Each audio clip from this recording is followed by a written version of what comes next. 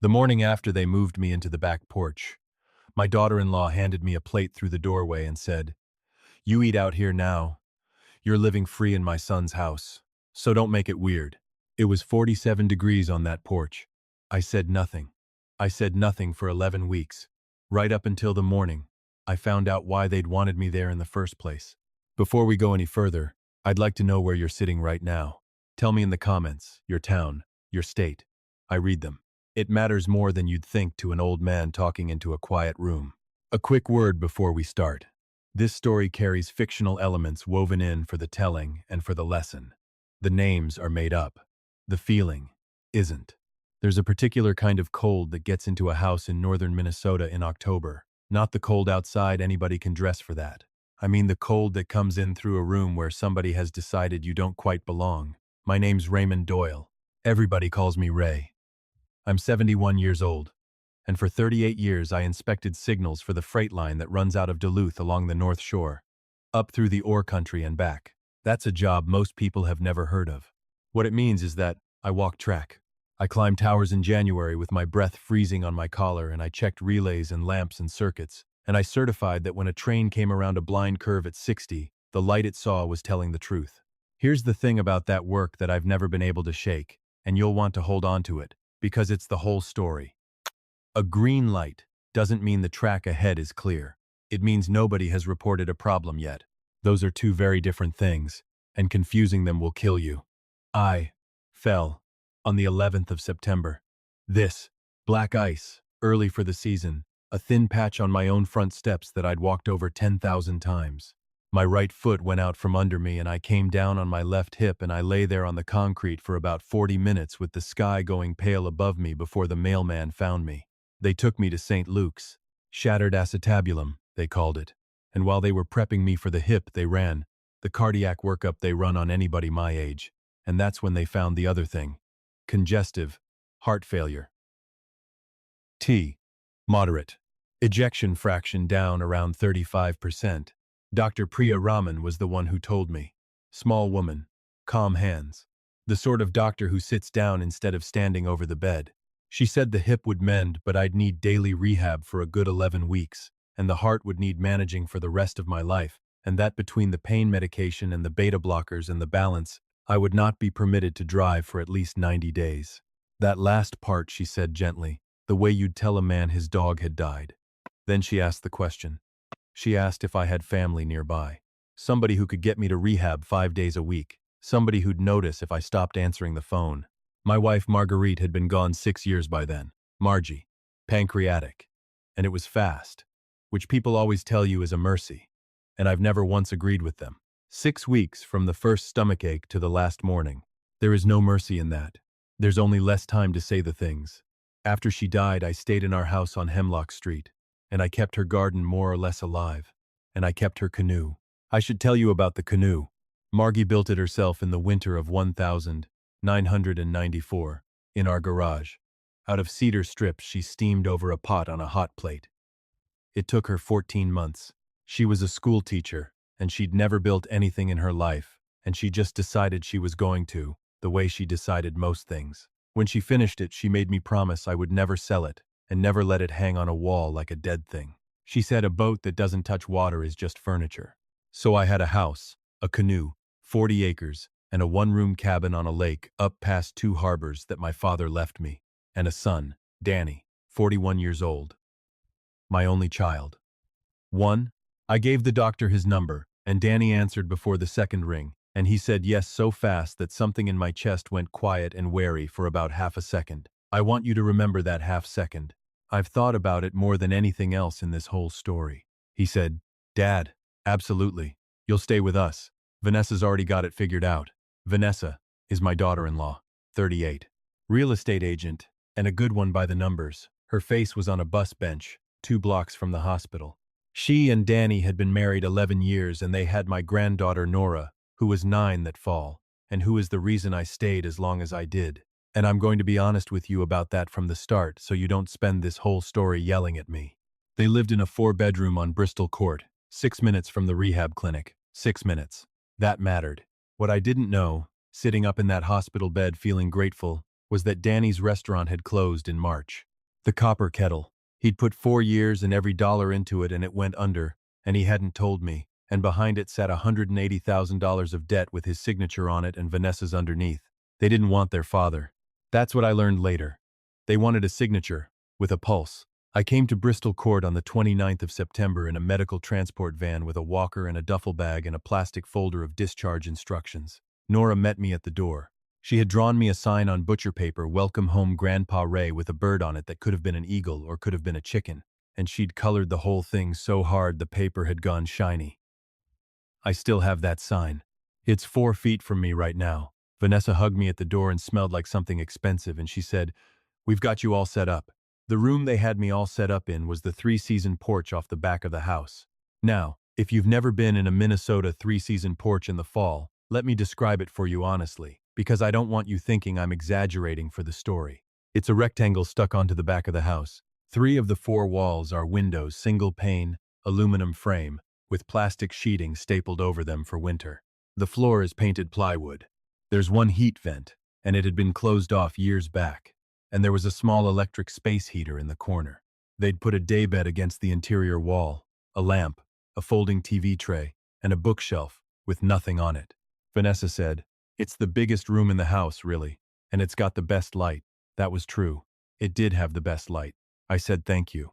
I want to be clear that I said thank you and I meant it.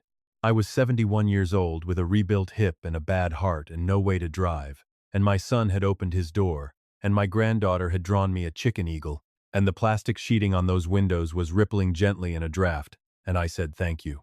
The first night I slept in my coat. The second night I got up at 2 in the morning and plugged the space heater into the wall, and about 90 minutes later Vanessa came out in her robe and unplugged it, quietly, thinking I was asleep. In the morning, she mentioned at breakfast that the electric bill runs high in the fall, and that they were watching it because things were tight. The third day I bought a thermometer at the drugstore, next to the rehab clinic, and I hung it on the door frame where I could see it from the bed, and I started writing down the number every morning at 6:47 degrees. That was the number that first cold week. That's the one I'd want you to hold. I didn't hang that thermometer because I was angry. I want to be clear about that too. 1. I hung it because a man who spent 38 years certifying signals does not argue about conditions. He measures them, and he writes them down, and he lets the record do the arguing later. I just didn't know yet what I was building a record for. Rehab was 5 mornings a week, at 8:15. Vanessa drove me the first 2 days, and then the schedule shifted to Danny, and then, by the second week, to a rotation of whoever remembered, which meant I was late 4 times in 9 days, and twice I sat in the front hall with my coat on for 50 minutes. The physical therapist was a kid named Coop, maybe 26, built like a fire hydrant, endlessly patient. He'd say, "Ray, you're the hardest worker I've got, and the worst listener." I got fond of him fast. The dinner thing started in week 2. They ate at 6:30 at the kitchen table, the 3 of them. Roast chicken, pork chops, a real dinner every night, because Danny may have failed at the restaurant business, but the man can cook, and it was the one thing left that made him feel like himself. Week 1 I ate with them. Week 2, on a Tuesday, Vanessa handed me a covered plate at the porch door and said the table was crowded because Nora had a project spread out on it. Week 3, there was no project and she handed me the plate anyway. By week 4, it was simply how it was done. They ate hot food at the table with the lights on and the radio going, and I ate on a folding tray on the porch in my coat, 6 feet away through a door with a glass pane in it, watching them. I could see them. That's the part I couldn't get past. If they'd put me in a basement, I wouldn't have had to watch. And here's the detail I still can't shake, and I've turned it over 100 times looking for the innocent explanation, and I've never found one. On the second Thursday of October, she handed me a plate with a pork chop and green beans that were cold in the center. Not room temperature. Cold in the center. The way food is when it's come straight out of the refrigerator and gone under a lid without ever seeing heat. It was Wednesday's dinner. I know, because I'd watched them eat it the night before through the glass. I ate it. I was 71 and I had a bad heart, and I ate a cold pork chop in a coat on a porch in October because I did not want to be a problem. That's the sentence I'd go back and change if I could go back and change anything. Now, I know exactly what some of you are thinking right now, because I thought it too, at 2 in the morning more than once. You're thinking, "Ray, get out, get a motel, get an apartment. You had a house on Hemlock Street with a furnace in it." So let me answer you, plainly. because you deserve it, and because I want it on the record. I could not drive. 90-day medical suspension, and rehab was 5 mornings a week, and the house on Hemlock was 19 miles, the wrong direction from that clinic. There is no bus that runs it. A cab 5 days a week for 11 weeks would have run me better than $4,000, and by the middle of October and I'll get to how I could not access $4,000, or 400, or 40. And there was a 9-year-old in that house who had started leaving drawings under my door, not handing them to me. Sliding them under, at night, after she was supposed to be asleep, so that I'd find them in the morning. Birds, mostly.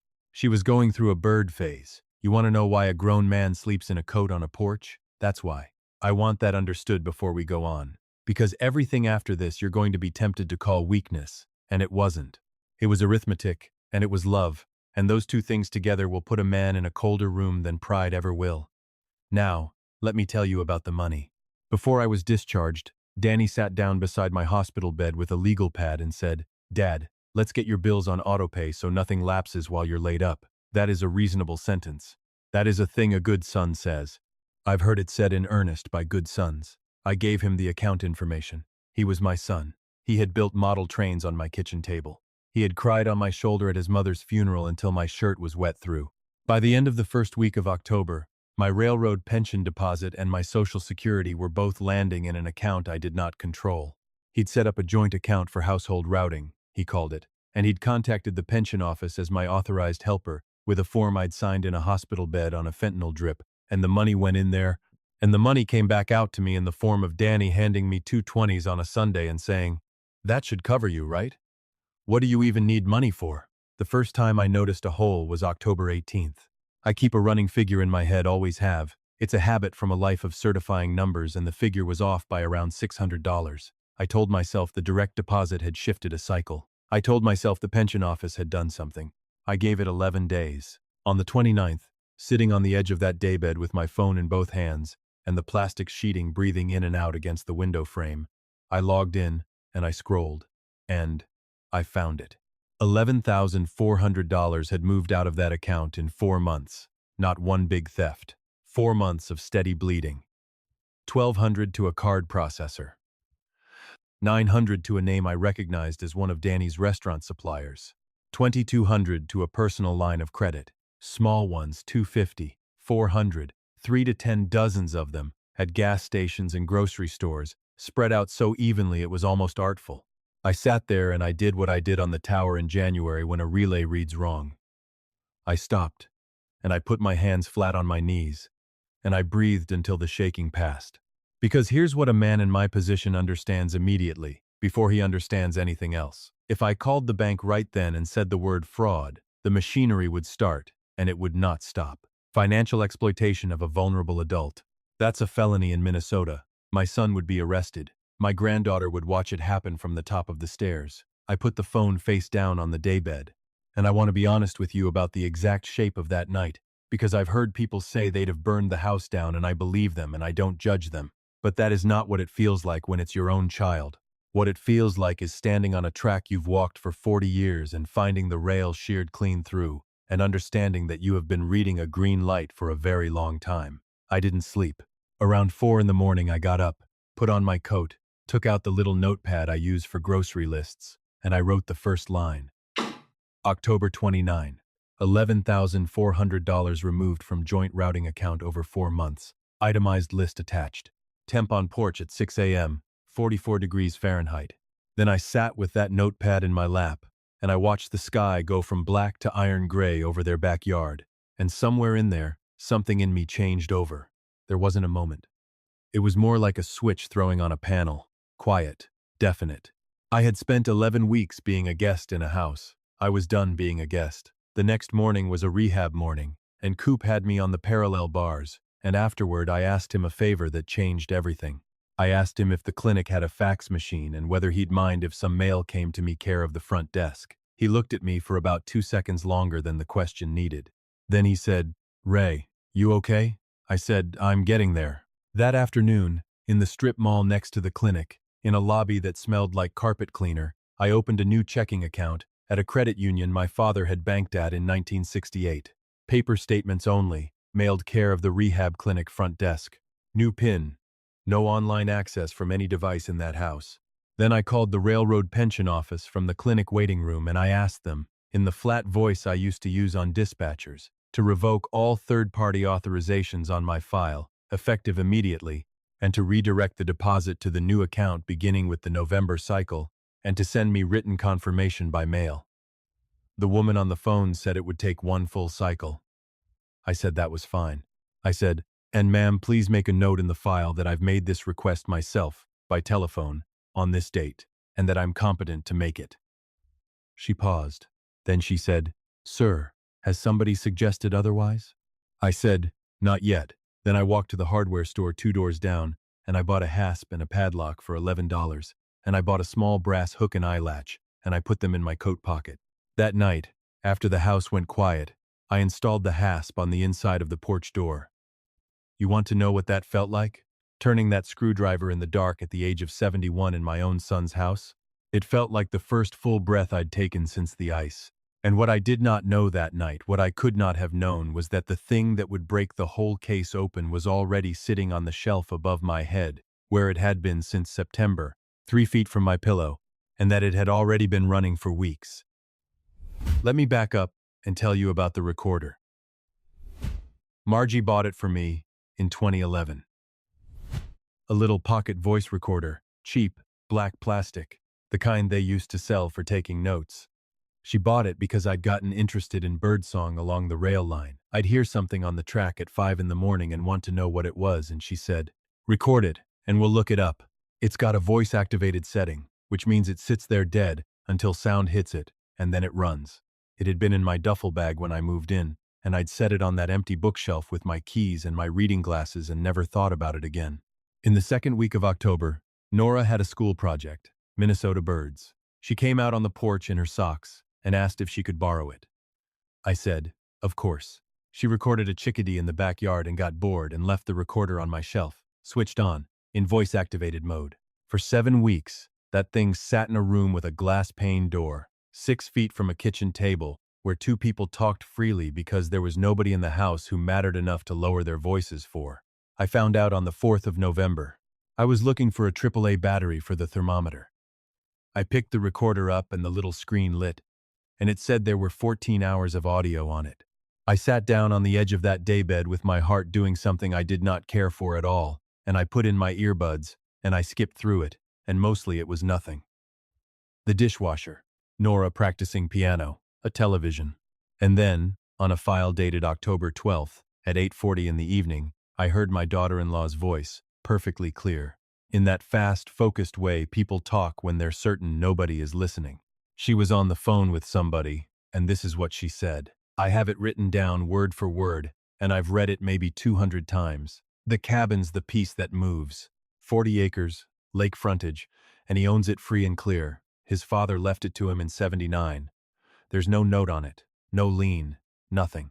If we get a reverse mortgage on the Hemlock house that covers us through spring, and then the cabin listing goes up in April before the season, that's the whole 180 and then some. Then a pause.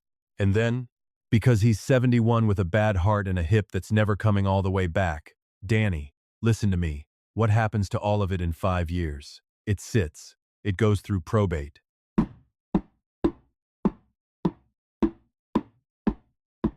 We get whatever's left after they take their cut. Why would we wait for that when it's sitting right there on the back porch eating dinner off a tray? And then, and this is the one. This is the sentence I'd want, carved, somewhere. He'll sign. He signs whatever Danny puts in front of him. He signed the pension form in the hospital without reading it. He trusts him. That's the whole asset. That's the whole asset. Not the house. Not the 40 acres. My trust in my son was the asset on their balance sheet. I took the earbuds out. The plastic sheeting on the window went in and out with the wind like something breathing. Out through the glass pane in the door I could see the kitchen light on, and Nora at the table doing her homework, and Danny standing at the counter with a dish towel over his shoulder. I looked at my son through that glass for a long time. Then I went and got Margie's photograph out of my duffel, and I set it on the shelf where the recorder had been, and I said out loud, to a woman 6 years gone, "Well, now we know." I called a lawyer on the 5th of November from the rehab clinic parking lot, with Coop standing about 30 feet away, pretending to check his phone. His name was Dale Mercer. Elder law, 22 years. An office above a bakery downtown with a radiator that knocked. He heard me out for 9 minutes, without interrupting once.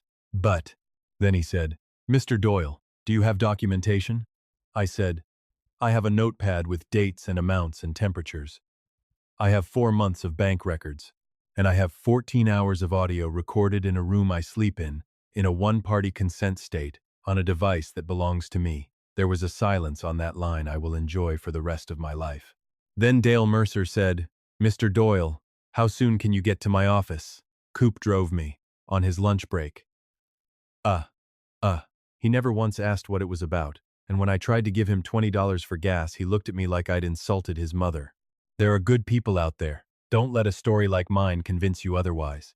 What Mercer did over the next 2 weeks was methodical and beautiful, and I only understood about half of it in real time. He pulled the pension authorization form I'd signed at St. Luke's and matched the timestamp against my medication chart. He filed a formal fraud report with the credit union and the original bank. He had the audio duplicated and certified. He requested a full competency evaluation from Dr. Rahman, not because anybody had questioned my mind, but because he said, and I'm quoting him, Ray, the shape of these things never changes. ... When the software stops working, they always reach for the same lever. I want the answer already on file before they reach. Dr. Rahman ran the evaluation on the 14th of November. Full cognitive workup. She signed it the same day. Fully competent, no impairment, managing her own medical decisions and financial affairs independently. And here's what I need you to sit with, because it's the part that still makes my hands cold. 9 days later, on the 23rd of November, Vanessa filed an emergency petition for guardianship over me, citing post-fall cognitive decline, citing confusion, disorientation, and inability to manage my own affairs, citing that I had recently and erratically changed my banking arrangements without consulting family. She filed it 4 days after I stopped signing things. She had also, sometime in that same stretch, put my signature at the bottom of an exclusive listing agreement for 40 acres and a cabin on a lake I hadn't set foot on since Margie died. She was a licensed real estate agent in the state of Minnesota. She'd have known exactly what that meant. I don't think she thought it would ever be looked at. Mercer called me the morning it came through. I've never heard a man that happy sound. That calm. He said, Ray, she just handed us the case. He explained it to me twice because I couldn't take it in the first time. A guardianship petition against a competent adult, filed 9 days after a certified competency evaluation, isn't just a losing petition. It's evidence. It goes in front of the judge next to the bank records and the audio, and it stops being a family disagreement and starts being a documented pattern of attempted financial exploitation. And the forged listing agreement wasn't merely fraud. It was a licensing violation in front of a state board that does not have a sense of humor. I asked him what happens now. He said, now you decide how you want to end it. Thanksgiving was the 27th. I want to tell you about the 6 days in between, because in a way, they were the strangest days of my life. I changed, and they noticed, and they couldn't name it. I stopped waiting in the front hall for rides. I arranged my own Coop's clinic, ran a shuttle, and I'd been too proud to ask. I started eating breakfast at the kitchen table at 7, before anyone was up, sitting in the good chair. When Vanessa handed me the covered plate at the porch door on Monday, I said, no thank you, and set it on the counter, and went and sat down on the porch with a sandwich I'd made myself. And she stood there holding that lid like she'd forgotten what her hands were for. On Tuesday, Danny came out to the porch. He stood in the doorway with his hands in his pockets the way he used to when he was 15 and had broken something. He said, Dad, you seem different. I looked up at him. I held his eyes, not hard, not fighting, just steady, the way a man looks at somebody when he's decided he's not going to be the one who looks away first anymore. I said, I'm feeling better than I've felt in months. Thank you for asking. He said, the pension thing. Who?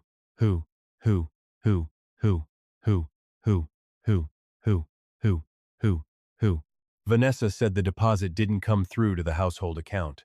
I said, it went where I sent it. He stood there. The furnace kicked on inside the house and I could hear it through the wall, warming rooms I wasn't in. Then I said, Danny, I want you to hear something from me while it's still simple. I love you. I have loved you since the day they put you in my arms in that hospital in 1984, and I have not stopped for 1 single hour since. Whatever happens between here and Christmas, that doesn't change. It can't. It isn't the kind of thing that changes. His face did something I hadn't seen since Margie's funeral. He said, "Dad?" I said, "Go on inside. It's cold out here." He went. And in the hallway, out of sight, I heard him stop, and I heard him dial a phone, and I heard the low, urgent register of a man saying something he doesn't want carried. I didn't need to hear it. I already knew what it was. It was a man telling his wife that the variable they never planned for had just changed value. Thanksgiving morning came in gray with about 2 inches of new snow, and I was up at 5. I dressed carefully. Good wool trousers, a clean undershirt, and the red buffalo check flannel Margie bought me at Duluth Trading in 2003, which is soft the way only a shirt that's been washed 400 times gets soft. I packed in 20 minutes. Everything fit in the same duffel I came with. I wrapped Margie's photograph in a dish towel and set it on top. Then I sat on the edge of that daybed and read my notepad from the first line to the last. 58 entries. Dates, dollar amounts, exact sentences, and every single morning's temperature at 6 a.m. Mercer had told me it was the most complete documentation of financial elder abuse he'd received from a client in 22 years of practice. I told him it was just a man doing his job. He said those were the same thing. I called him at 7:30. He answered on the first ring on Thanksgiving morning, which tells you what kind of man he is. He said, "Everything's filed. Fraud reports are certified. The guardianship petition's answered with Raman's evaluation attached, and I've got a hearing date." The board complaint on the listing agreement went in Wednesday afternoon. I asked if he was sure about the audio. He said, "Ray, you recorded in a room where you sleep, on your own device, in a one-party consent state. It's clean. And say what you need to say to them, and then, get out of that house." Then I called Pete Larkin, 73, retired brakeman, 31 years of friendship, lives 4 miles from the cabin road. I asked if the offer still stood. He said, "Wood stove's been going since Tuesday. Get up here." They were in the kitchen at 9. Coffee going, the turkey already out on the counter, Nora at the table in pajamas, with a marker in her fist. I said, "I need the two of you to sit down for about 10 minutes. Nora, sweetheart, would you go on up and get dressed? I'll come find you before I go." Nora looked at me, 9 years old, and she looked at me the way children do when they've understood a thing before the adults have said it. She got up and she came over and she hugged me around the middle, hard, and then she went upstairs. Vanessa said, "Before you go, Ray, it's Thanksgiving." I set my coffee mug down on the table. It made a small, firm sound. Then I put 3 things on that table: the notepad, the bank records, printed, with 4 months of transfers, highlighted in yellow, and the recorder. I said, $11,400 left my account between June and October. I have every transaction. Danny. Most of them have your card at the other end. Danny. Danny's face went the color of the snow outside. Vanessa said, immediately, smoothly, "Ray, those are household expenses. You've been living here rent-free since September, and honestly, nobody's asked you for a dime." I said, "I've never once asked what a room costs. I'd have paid it gladly. But I'd like you to explain how a household expense gets paid to a restaurant supply company for a restaurant that closed in March." Nothing. The refrigerator hummed. Then I said, "On Sunday you filed a petition to have me declared incapacitated." Vanessa's chin came up. "That was out of concern. You've been confused. You've been making erratic." Dr. Raman ran a full cognitive evaluation. On November 14th, I said, "Signed and filed. Fully competent." You filed 9 days later. My attorney tells me that's not going to read to a judge the way you're hoping. And then I picked up the recorder. I said, "Vanessa, October 12th, 8:40 in the evening. You were on the phone at this table." And I pressed play. Her own voice came out of that little black box, into that warm kitchen, with the turkey sitting on the counter. "The cabin's the piece that moves. He's 71 with a bad heart and a hip that's never coming all the way back. Why would we wait for that when it's sitting right there on the back porch eating dinner off a tray? He signs whatever Danny puts in front of him. That's the whole asset." I watched her face while it played. She didn't collapse. People don't, really. What happened was slower and worse to look at. Everything in her face just stopped being connected to anything else. And her hand went out and found the back of a chair. And she sat down, without meaning to. Danny had both hands over his mouth. He was making a sound I'd only heard from him once before, standing at the edge of his mother's grave. I clicked it off. I said, "There's 14 hours. My attorney has a certified copy. So does the bank. So does the state real estate licensing board, along with the listing agreement for my cabin that has my signature on it, which I did not put there." Vanessa said, very quietly, "You can't prove I said, "I don't have to. I'm 71, Vanessa. Proving things is somebody else's job now. I just have to hand it over. And I already have." I said, I said, I said, I said, I said, I said. Then I sat down across from my son, and I told him the last part, and this is the part I want you to hear more than anything else in this story. I said, "Danny, the county attorney's office is going to look at this. That's not up to me once the bank files. The machinery runs on its own. But they'll ask me what I want, and I've decided what I'm going to tell them." He looked up. I said, "I'm going to tell them I want the money back and I don't want you in a cell. Full restitution, garnished from wages, every dollar, with a court behind it. And I'm going to tell them I'd like you to sit in a room with somebody once a week and work out how you became a man who takes from his own father." He broke, then, all the way. 41 years old, elbows on the table, sobbing in a kitchen that smelled like a holiday. And I did not go around the table and put my hand on his back, which is what every cell in my body wanted. Some things a person has to carry the whole way without help, or they never learn the weight. Vanessa said from her chair, in a thin voice, "You're destroying this family." I stood up and put on my coat. I said, "No, I'm the only one in this room who hasn't." I went upstairs, and I found Nora sitting on her bed in a purple sweater with her arms around her knees, and I sat down next to her, and I told her the truth in the size she could hold. I said Grandpa was going up to the lake house because it's warmer and because I've got a boat there that's been waiting 6 years to get wet. I said her mom and dad and I had a grown-up problem about money and that it had exactly nothing to do with her. I said I would call her every Sunday at 4 o'clock and that she could come up in June and I'd teach her to paddle. And I said, "Every one of those drawings you slid under my door, I kept them, all 22. They're in my bag right now." She said, 23. I said, 23 then. I'll count again. Pete pulled into the driveway at 10. I put my duffel in his truck bed and Margie's photograph on the seat between us, and we drove north out of Duluth on Highway 61, with the lake on our right, going that flat pewter color it goes in late November. The cabin road hadn't been plowed. We walked the last eighth of a mile. Pete got the wood stove roaring and then, being Pete, he said he had a turkey at home that wasn't going to eat itself and did I want to come sit with his family, and I said I'd come at 4, and he left me alone the way a friend knows how to. Margie's canoe was on sawhorses under the eave where I'd left it, tarped. 6 years of pine needles on top of the tarp. I pulled the tarp off. Cedar strips, varnished, the seams still tight. 14 months of a schoolteacher's winter evenings. I'm 71 with a rebuilt hip, and I got that canoe down to the water by myself in about 40 minutes. And I'll tell you honestly that it was the stupidest thing I've done in a decade and I'd do it again tomorrow. The lake wasn't frozen yet.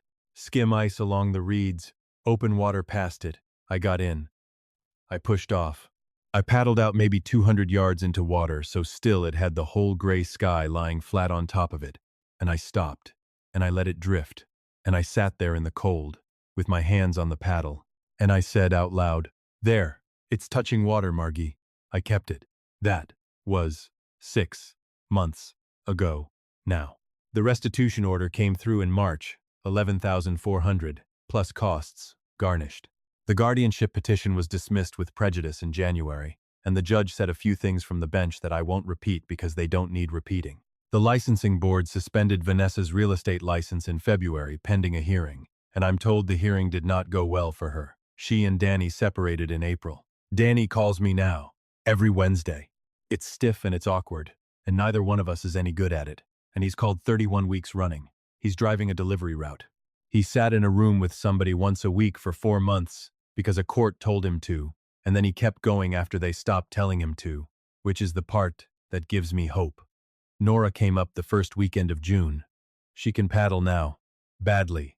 Enthusiastically. There's a drawing of a loon taped to the inside of that canoe's bow, and it's going to stay there until the varnish gives out. So, here's what I've got for you, and then I'll let you go. I spent 38 years certifying that a green light meant what it said. And I came home from that job every night for 38 years, and never once thought to inspect my own house. A green light doesn't mean the track is clear. It means nobody's reported the problem yet. I should have asked harder questions on the day my son said yes before the second ring. I should have read the form in the hospital instead of signing where his finger pointed. I should have plugged the space heater back in the first time she pulled it out, and said, out loud, in a normal voice, "No, this is a room where a person sleeps, because that's how it starts. Best, best, best." It never starts with $11,000. It starts with a heat vent nobody opens, and a plate nobody warms, and every single time you let it pass in the name of not being a burden, you teach them what you'll accept, and they will absolutely take you up on it. Kindness is a gift, friends. It was never a payment plan. If you're watching this and you've got a parent getting older, or a parent getting sick, go see them. Not the house they own, not the acreage, not what's coming to you someday. Thanks for watching. Go see them. And if you're watching this and you are the parent, and you're the one making yourself smaller in somebody else's kitchen so you won't be trouble, hear me. You don't have to earn a seat at a table you paid for your whole life. I'm 71. I have a bad heart, and a hip full of hardware, and a cabin with a wood stove, and a boat that touches water. I got out. Late. But I got out. Don't wait until somebody hands you a cold plate through a doorway to remember what you're worth. If this moved something in you tonight, tell me in the comments. Tell me what it stirred up. Tell me your town. Tell me if you've lived a version of it. And if you believe an old man ought to be treated like a father instead of a signature, stay with me. There'll be another story soon. One last note before you go. Parts of this story are fictionalized, put together, to carry a lesson worth carrying. If that's not for you, no hard feelings at all. Go find what serves your heart. But if you're still here with me, thank you. Genuinely. It's warmer in this room because you are.